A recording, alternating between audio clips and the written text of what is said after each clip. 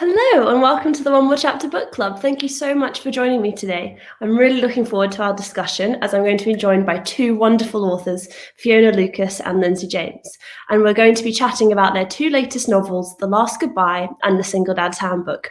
Both are incredibly emotional but also heartwarming page turners. So definitely the perfect books to escape into right now.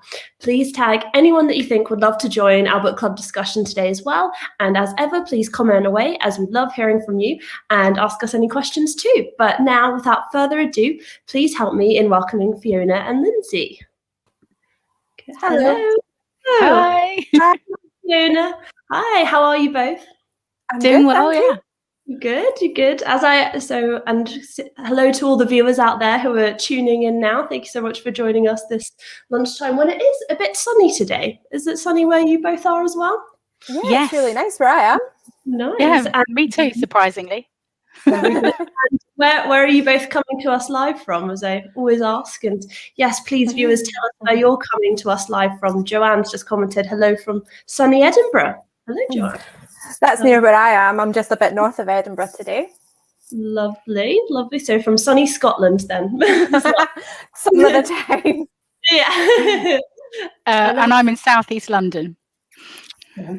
London as well. So yeah, and yeah, viewers, tell us where you are coming to us live from in the world. That's what I love about these book clubs, that there are people joining from everywhere. As Carol is joining us from Woodstock, Maryland. Amazing. Good morning to the USA. And Sarah's also joining us from Edinburgh. Hi, Sarah. Cheryl's joining us from sunny Hornsey, East Coast Yorkshire. Lovely. Thank you for joining us today. Amazing. But yeah, so first of all, thank you so much to both of you for joining us for this discussion. I'm really looking forward to it. We've been talking about it for a while. But yeah, first of all, just to launch straight in there, I wondered if you could, tell all our viewers a little bit about yourself and your sort of writing journey so far as well. Lynsey, would you like to go first? Yeah. So I've been writing for, years. I've been published since about 2015, and the SingleDad's Handbook is my 7th book and my first one with one more chapter. Wow, amazing. And when did you first start writing about? when I was little. I used to write out Friends scripts because my favourite show when I was little was Friends. I used to kind of act them out in the living room and make all my family watch them, whether they wanted to or not. That's the best thing, isn't it, really? But now you can say, look at me now, guys. Look, amazing. Yeah, here we are. Worth it. Friends. And how about you, Fiona? How did you start writing, and a little bit about your journey so far? I really started seriously when both my kids were quite small, and that was about 2004, 2005. So I started off and I sold my first book to Mills and Boon because we didn't have digital options and things like that then. It was like so I wrote for Mills and Boon for, probably I think my last one was 2015. And then I juggled that as well with kind of women's fiction and rom-coms, which I started doing in 2012. And so I've been writing as Fiona Harper up until this year, and then I've had a switch of pen name to Fiona Lucas, and so The Last Goodbye is my first one as Fiona Lucas. Amazing. Well, congratulations to Fiona Lucas. Definitely. What sort of is it, again, because of the slightly different tone in genre, is that what made you change from Fiona Harper or to Fiona Lucas? Will you continue to write some novels under Fiona Harper in future? Or?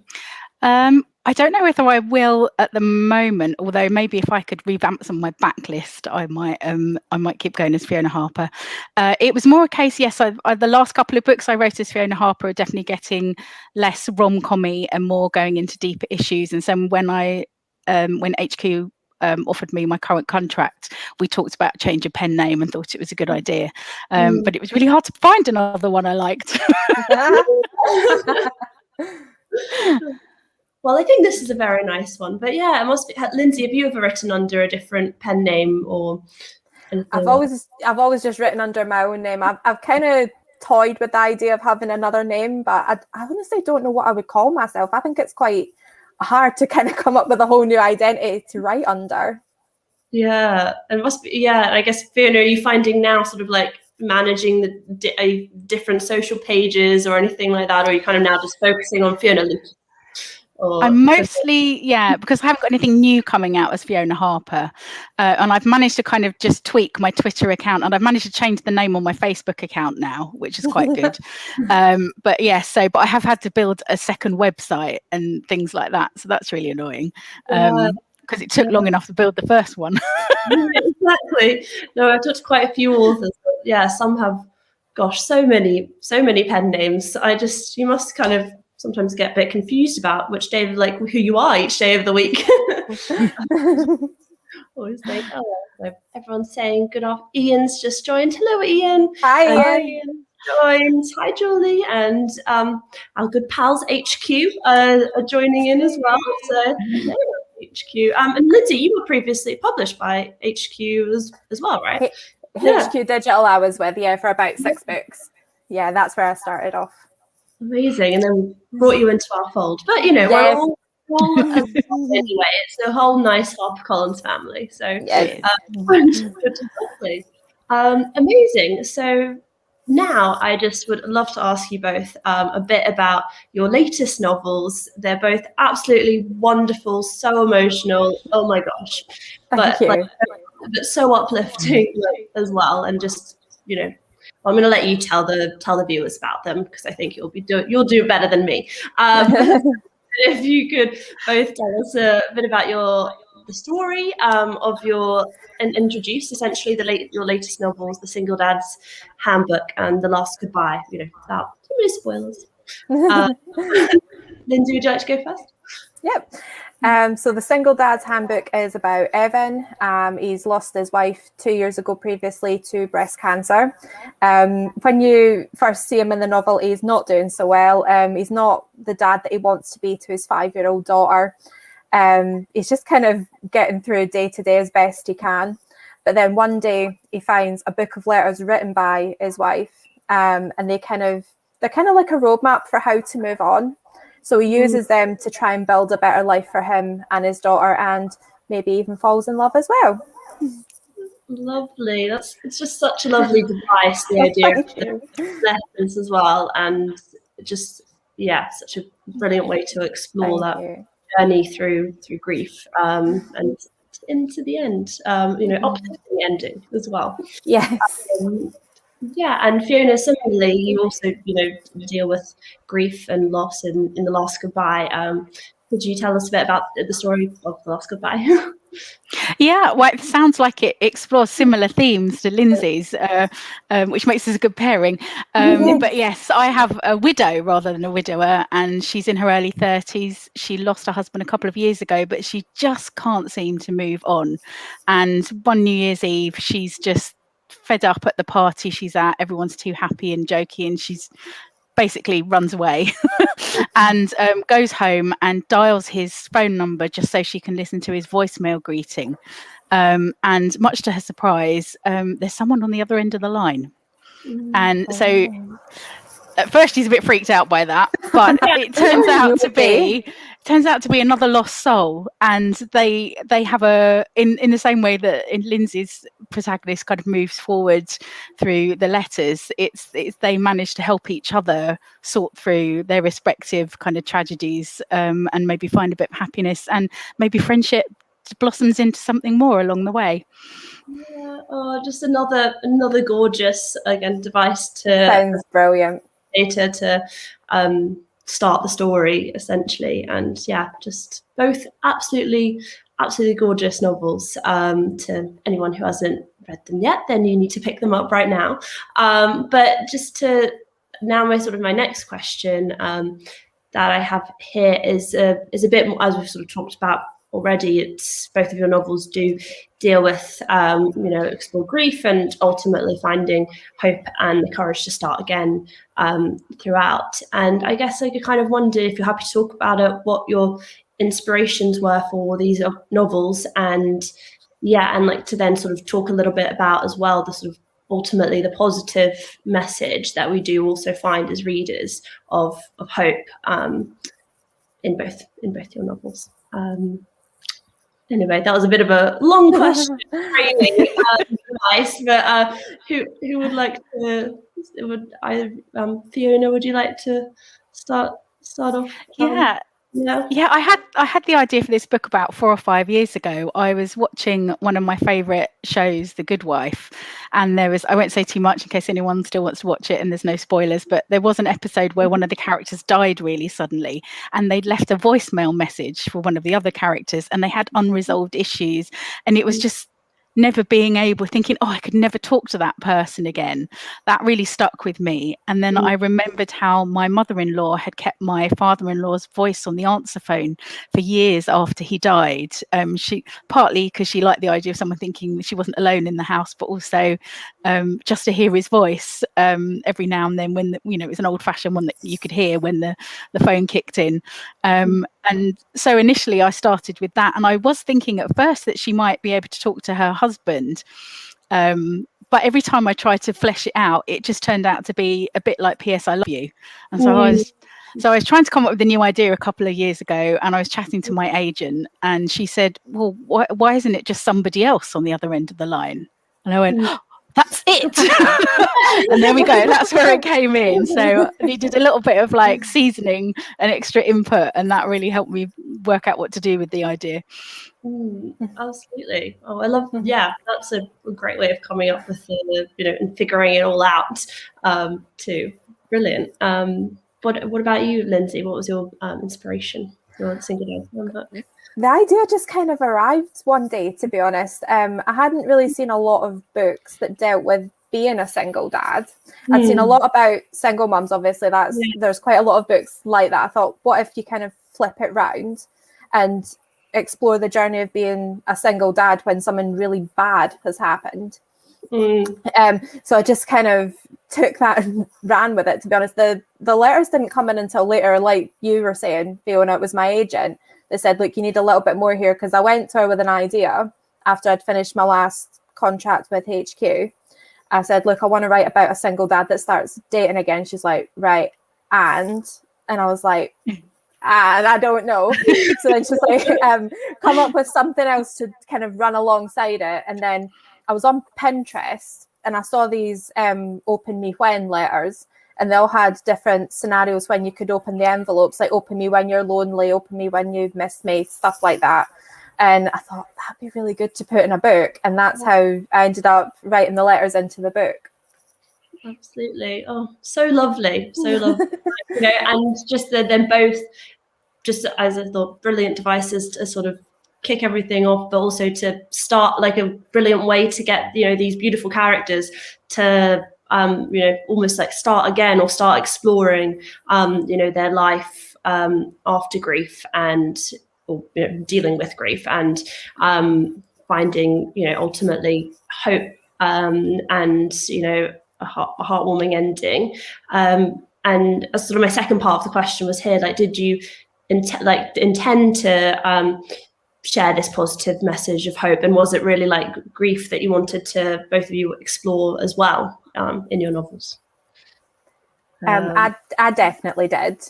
I wanted to explore sort of like moving through grief to kind of try and start again, not to be completely happy at the end, because I think everyone who's lost someone will know it's not just a case of you lose someone, you're sad for a bit and then everything's fine again. I know that's not been the case for me.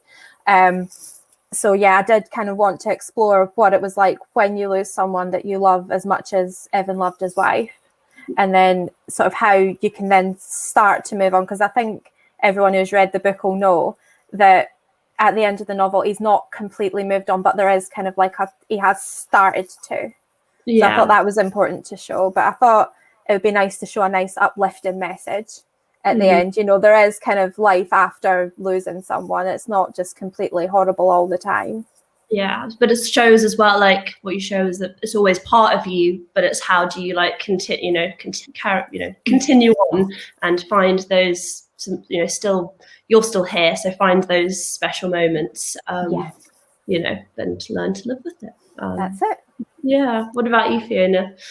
Oh, I was tearing up a bit there as Lynsey was talking. I'm sorry. I'm gonna have to read the book now. I'm like, poor Edward. Yeah. So, a similar thing. I mean, I used to write for Mills and Boon. I can't not do a happy ending of some sort. So the thought of leaving Anna in her misery was just something I couldn't, and that emotional journey over the course of a book is definitely the key thing I like to concentrate on when I'm writing. So it was definite that she was going to grow and change and learn a few things. And but it was tricky. It was tricky working out, well, how do you show this without being really unrealistic about it? You've still got to balance, like Lynsey was saying, the fact that something traumatic has really happened to this person, but life still goes on, and can you still find joy in life again? Absolutely.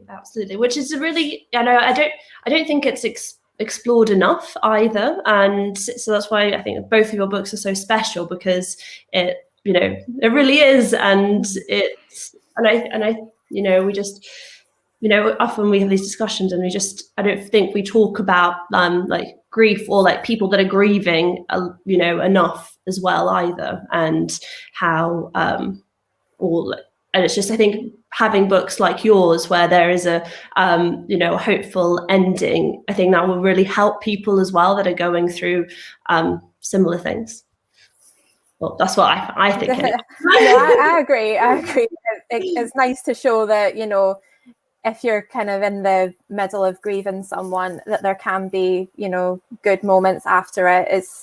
It doesn't last forever, sort of thing. I mean, you always do miss the person that you've lost, but at the same time, you can start to rebuild. I think that's important to show. Yeah, absolutely. Definitely. Yeah. Well, thank you. So everyone, lots of lovely comments. Everyone saying hello. Please do ask us any questions as well as we go through our chat, as we love to hear from you too. But now, this is a bit more of a technical writing question that I'm going to move on to for you both, which is that they're, as we've been talking about, they're uplifting, but also super deeply emotional. And I just wondered, which do you find easier writing? More like humor, or like heartwarming moments, or scenes that will make readers cry, or both? What is the writing experience like? Because it's very invested for us as readers. So love to hear a bit more about that. Lynsey, do you want to go first? I actually find it easier to make someone cry. One of the I don't know what that says about me, but I do like to write a good I like to write a kind of hard-hitting, gut punch, emotional scene kind of thing. One of my editing notes that I got after, I think it was the second or third draft, I showed my agent. She's like, just make him sadder, like make him miserable, break his heart more. And so if anyone has been affected by the book, if they've cried or anything, it's my agent's fault. It's not mine. It would have been probably a lot less sadder had I, without her input. But I think the sadness works alongside the kind of the more uplifting moments. I'm actually glad that I made him, so miserable at the beginning of the book, because it was a nice journey to sort of show him coming through that. Yeah, I do like to make my readers cry, I must admit. Yeah. Well, that's good. I love you owning it. I mean, perfect. What about you, Fiona? Well, I will admit to being similarly evil, and yeah, I think I wouldn't say I've got lots of like funny scenes in the books at the moment. I used to write rom-coms where I would have like a scene that was a bit slapstick, where everything's going wrong for the characters, but it's fun for the readers.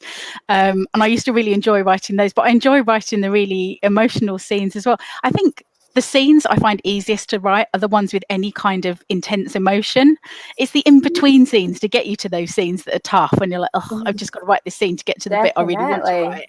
Right. Yeah, and I definitely, if I'm sitting at the keyboard going and snipping, which I did writing The Last Goodbye. In fact, I had to just sit the tissues next to me during one scene, and yeah, if I'm doing that, then I'm hoping I'm on the right track and that I will emotionally destroy anyone who reads the book. Absolutely.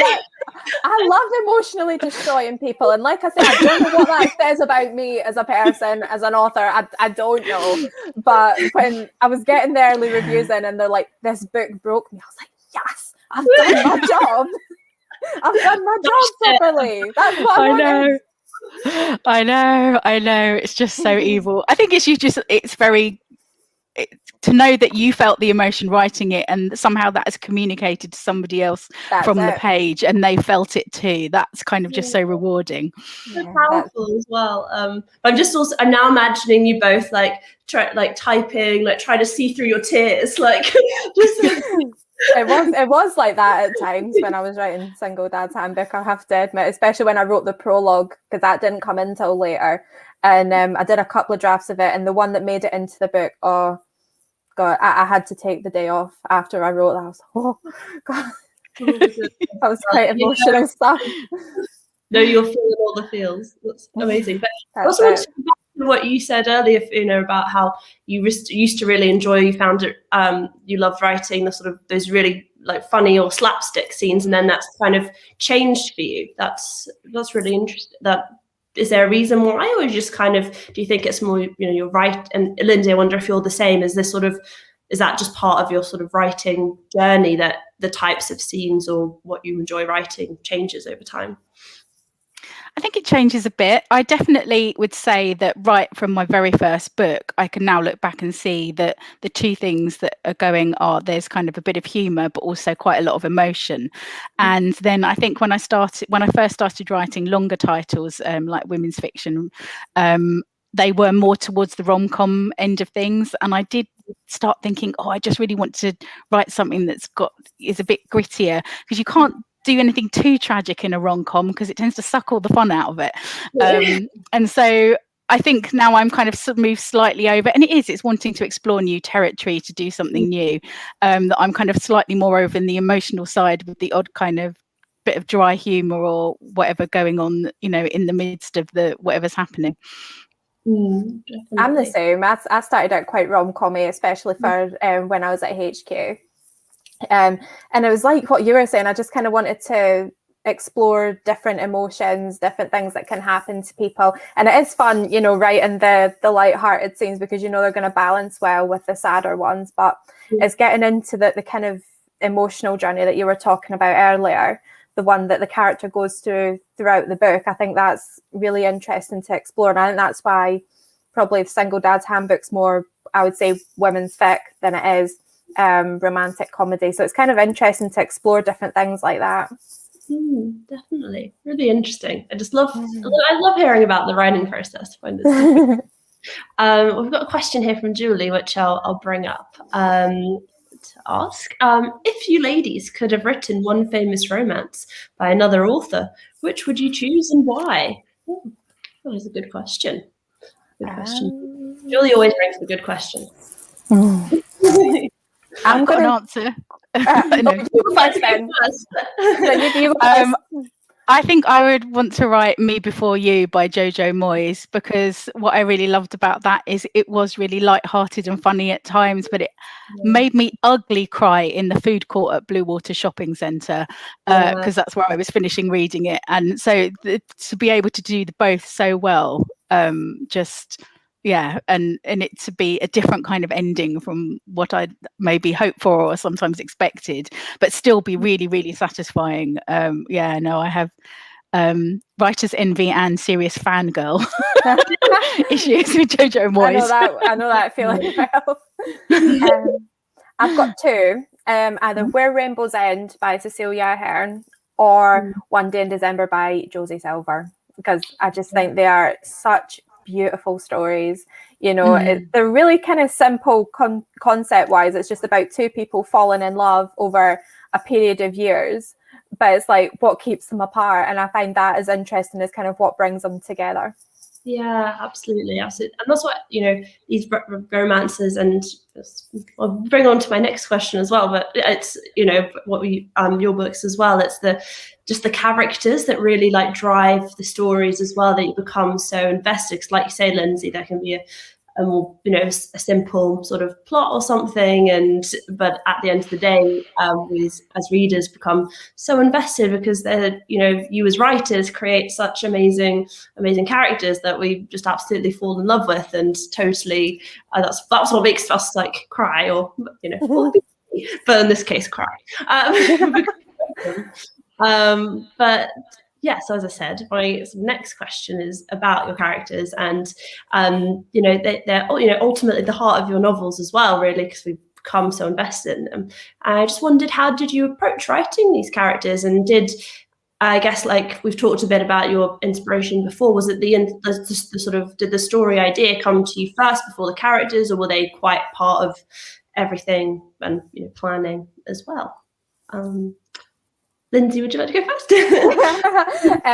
So I got the idea first. Evan kind of changed throughout the drafting process. When I very first tried to write it down, it was a teacher called Ben. But then he kind of changed as I was moving through the drafts and stuff. It didn't really last that long in that kind of sense. But yeah, I just kind of, it's hard to explain how I approached writing him. I just kind of tried to put myself in his shoes and thought, what's the worst thing that could happen to him and how would he deal with it? Writing his daughter was really fun though, because it kind of took me back to my own memories of being 5 and being obsessed with something, to the point that Violet's obsessed with space. But yeah, it's just kind of about thinking about getting to know your characters, which I do through the drafting process a lot. I do a lot of drafts. The one that I think's the final one was number 8. And by then I knew the characters really, really well. I thought, right, I know what they would do if this happened and stuff. But yeah, I just kind of got to know him a bit. Did a lot of, like I said, a lot of drafts. And then I just, got to know him and how he would react to certain situations.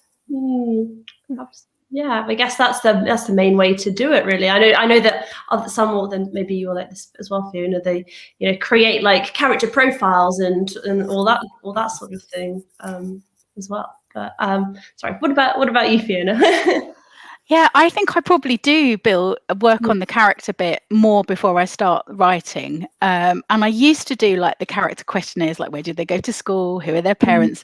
But actually I've ditched that I started off with some questions that a kind of story consultant called Michael Haig uses, but I've kind of adapted those and added some more of my own. So I've got 10 questions that I ask, and then I write those, and that really helps me get to the depth of who this person is, where they've got some flaws, where they've got room for growth, and things like that. And I have to have that nailed down before I can start, because actually once I know where my character needs to grow, then it's a case of, well, I use the plot to push them in that direction. So once I know where they've got to go, it's like, okay, what's going to happen to make that them to shift? It's going to force them to change, because let's face it, most of us, we don't like to change. We'd rather stay in our comfort zone, even if it's slightly uncomfortable there.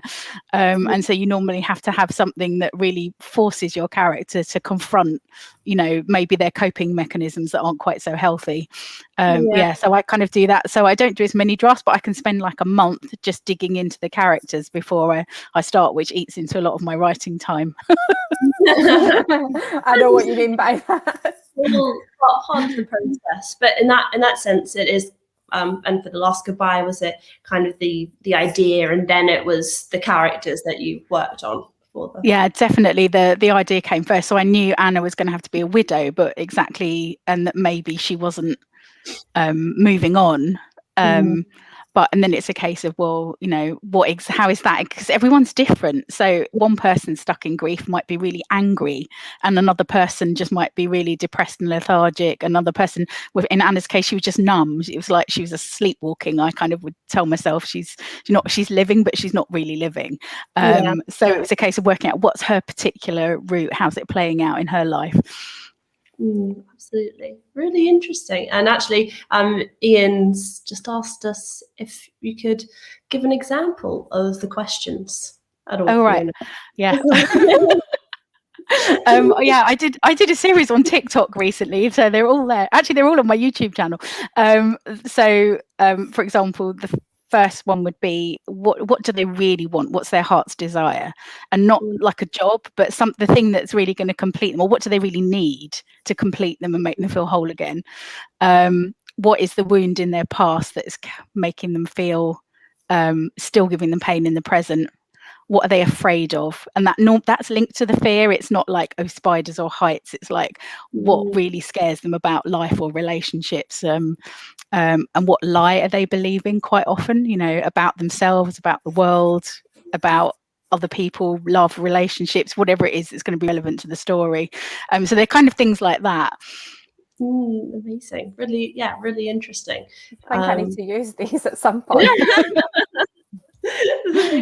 You know, yeah, I just love finding out about the process. Actually, I've just spotted this comment from Noelle. I heard you briefly mentioned your TikTok, Fiona, and she loves your TikToks. Yes, and amazing, like a TikTok star. Should we chat about that for a bit? Lynsey, have you seen any of these TikToks?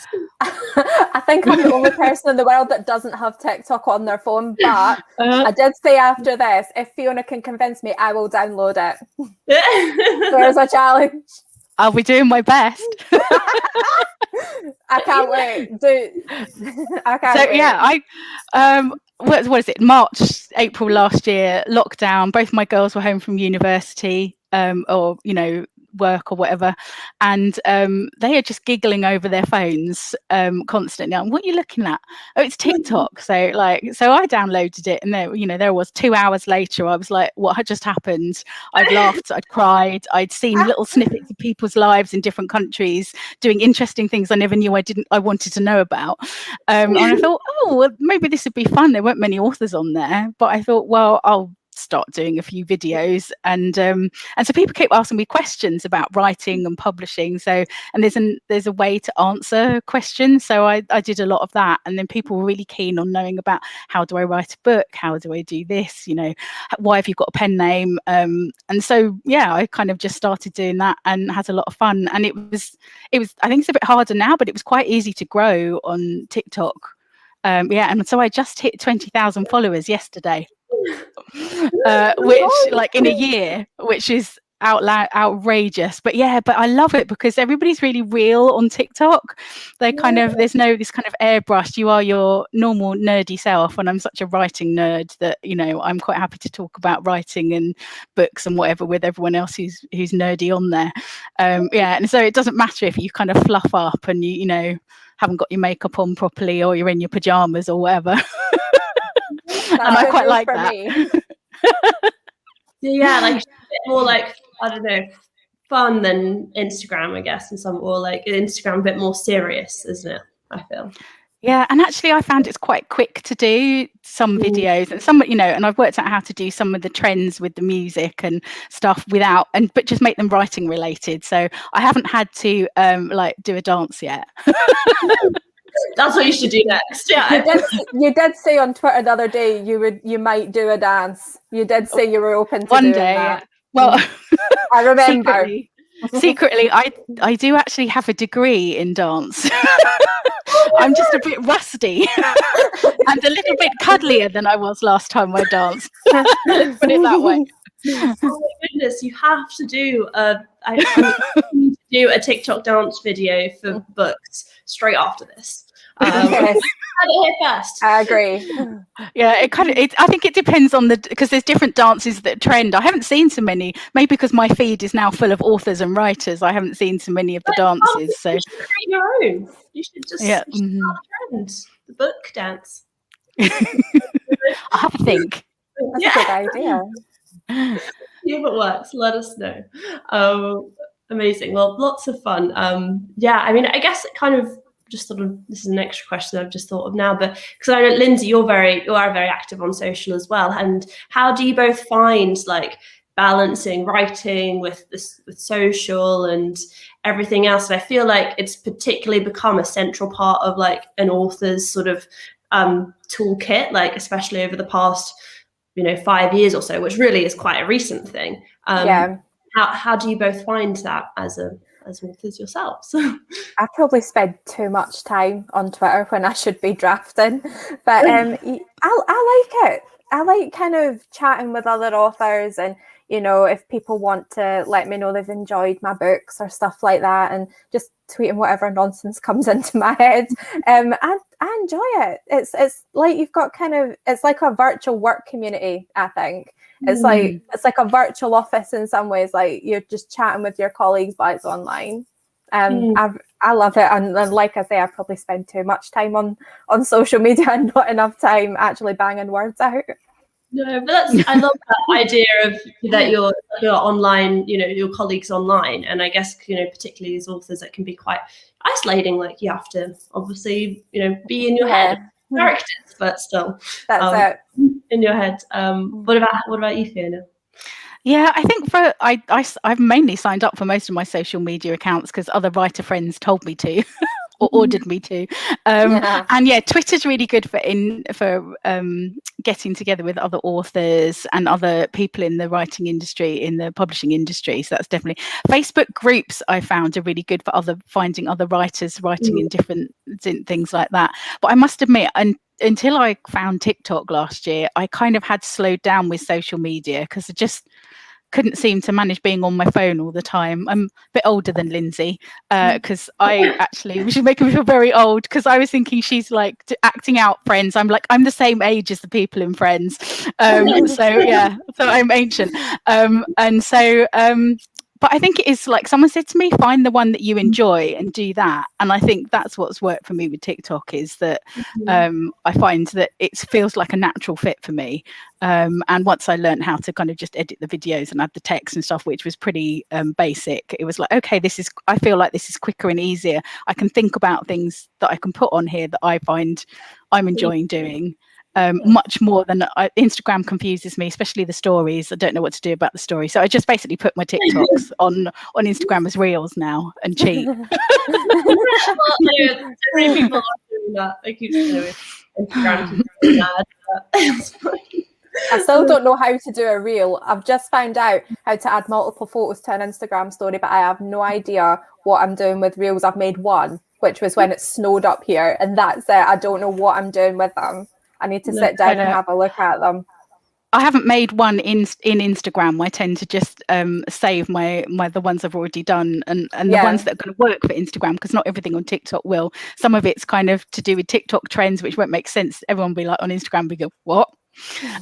So I kind of trying to keep the short ones there, and like maybe some of the funny ones, and not so much of the writing stuff. Or maybe I should try though.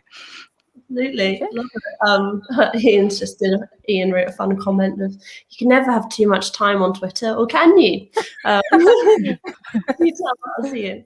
Well, I'm now on to my final question for you both. So anyone out there, if you have any further questions, please comment them away now.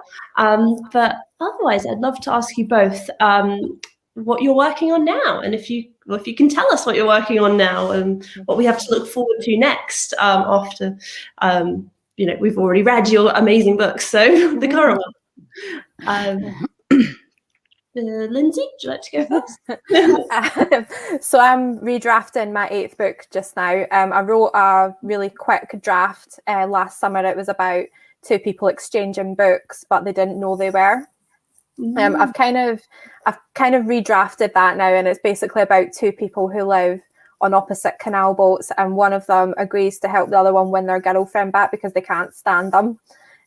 So it's kind of changed a little bit. It did have that element in it, but I did this thing where I did way too many subplots, and I just had to strip the whole lot out. And I'm going with the canal boat theme now because it was too good to ignore. Amazing! I love that. I love canal boats. There's like never, there's never enough of them. But yeah, so a bit more of a romance sort of theme. Yes. Yeah. Lovely. Sounds great. What about you, Fiona? Oh, I'm hearing Lynsey on the too many subplots. I'm always having to strip subplots out of my books. I thought when I wrote for Mills and Boon, I had to do 50,000 words. Well, I could get to 55, and I used to hand them in at 54, like 998 or something. I thought, I could write 100,000 words. It's fab. I've got all this room. I'll never have to worry about a word count ever again. Current book not finished, still sitting at 105 100,000 words, and I've probably got another 10 to go. So yeah, and it happens every time. But anyway, in terms of what I'm working on, the book that will not finish at the moment, which is due in a couple of weeks, is about. It starts with a woman who finds herself at a bus stop in a tiny town in Scotland, and yeah, it's got, because I'm half Scottish. You see, I don't sound it, but I am. Yeah. So my dad's Scottish. So I got lots of relatives up there that I visited and things, and she quickly realizes she doesn't know how she got there, or who she is and what her name is, and a clue comes up. A wedding invitation is found that was her handbag is found later on the bus that she arrived on, and to a wedding in southeast England, 500 miles away, in a few days' time. And it's her way of working out, you know, maybe someone there will know who she is. And of course she finds a nice hunky Scotsman to help her get there. And there's a little bit of romance along the way. That sounds good. That sounds like, yeah, really fun, like a fun premise, fun premise as well. And wait, so she's lost her memory, basically.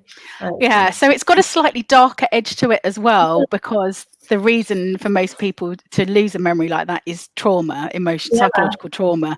So there is a backstory that deals with psychological abuse and things like that. And there's a type of amnesia where people will actually travel. They will literally sometimes travel hundreds of miles away from home, and sometimes invent whole new identities for themselves and not realize they have another life somewhere else. And I just thought that was fascinating. So yeah, I thought it'd be, what a fun thing to explore. That's so fascinating. Yeah, definitely. Oh, they both sound great. Can't wait. Do you think that either of them may be out in the world, or is it too soon to say?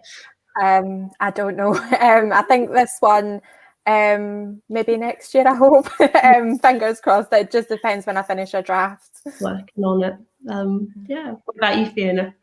I think the plan is to have this one out next March, so it's a year after The Last Goodbye. Yeah, so I better not miss my deadline. You'll be great. You'll be great. Well, amazing. It's just been so brilliant chatting with you both and hearing all about SingleDad's Handbook and The Last Goodbye, and just two absolutely incredible novels. And, you know, if anyone hasn't read them yet, you need to pick them up right now. They're just so gorgeous and heartwarming. Thank you so much. Thank you. Yeah. Thank you. It's been lovely to chat to you both. It has. Yeah, I know it's gone so quickly. These always do. I'm always like, oh my goodness.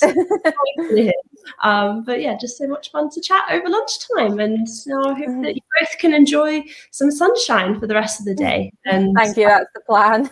Yeah, everyone else out there as well. Thank you so much for joining us. I'm back to my keyboard. I've got like about 10 scenes to edit today. So yeah, I've had you've been my break and my bit of fun in the middle of the day. Thank you so much for joining us on your break. It's so much fun. Thank you. Well, I'll just disappear you away, and I'll tell everyone what we've got coming up next. But everyone's saying thank you so much, everyone, for joining us. And yes, thank you so much again to Lynsey and Fiona. I'll speak to you soon. See you guys. Bye. Bye. Bye. Amazing. Oh, well, thank you so much for joining me for our discussion. Fiona and Lynsey are just amazing, and also special to chat with them today, and that they've given up this sunny lunchtime too. And thank you so much to all of you for joining us as well on this sunny lunchtime. So our next book club is in 2 weeks' time, and we'll be with the incredible Samantha Lee Howe to discuss her latest series, The House of Killers. So keep your eyes out for that. But in the meantime, stay safe and well, and have a brilliant rest of your day. Thank you. Bye.